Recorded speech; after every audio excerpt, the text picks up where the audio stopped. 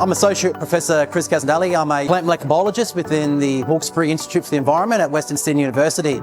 I'm a researcher as well as a lecturer, and I run a large team supervising a lot of PhD students.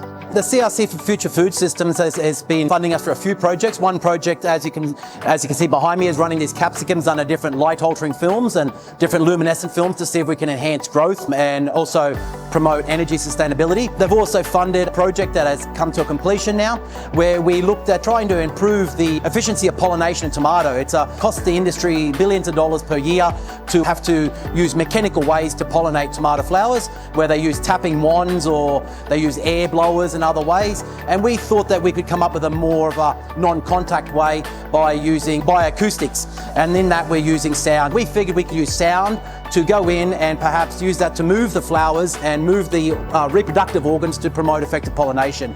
So that was funded by CRC Future Food Systems as well as Perfection Fresh, and that's been a great project. So they're just two of the main projects that I've been leading through the CRC Future Food System. The Future Food System project, where we looked at bioacoustics and tomato pollination, we had a really nice team. The team was mostly constructed of PhD students, and though we had Sidra Anwar, who's now graduated and got a job in CSI Road, she sort of led the project, and Happy, who came in a little bit towards the end of the project, he's also played a large part in it.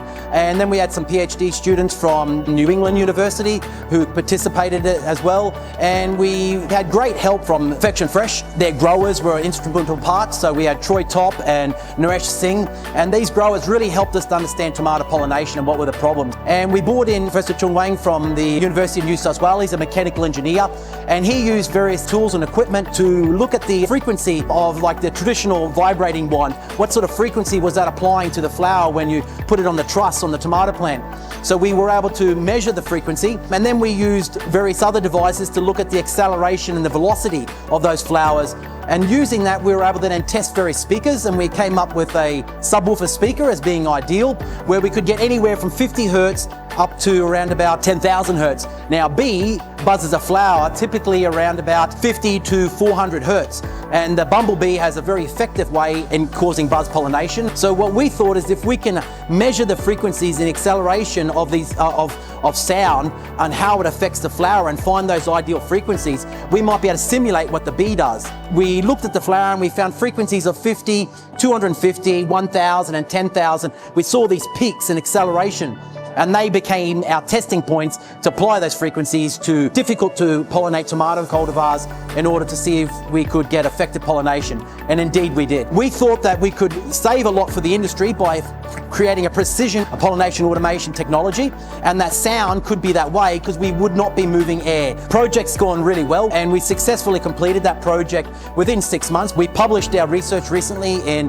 the #1 horticultural research journal, showing how effective acoustics could be to promote pollination.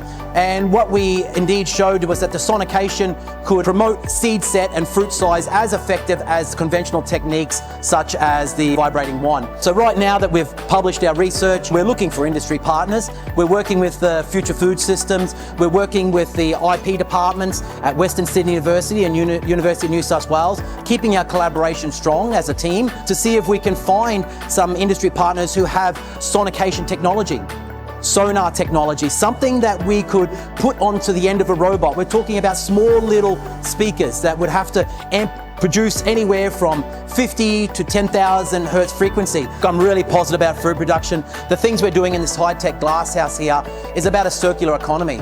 It's about what comes in, gets used, and then we recycle it. The food that we're producing here is as tasty and as visually attractive as the foods that you would produce outdoors. The future is looking really wonderful and great as we move forward, and I think the Future Food Systems is a great platform for industry to come in and get involved in some of these projects so that we can plan for a future in 10 years' time where our crop production is highly energy efficient and sustainable.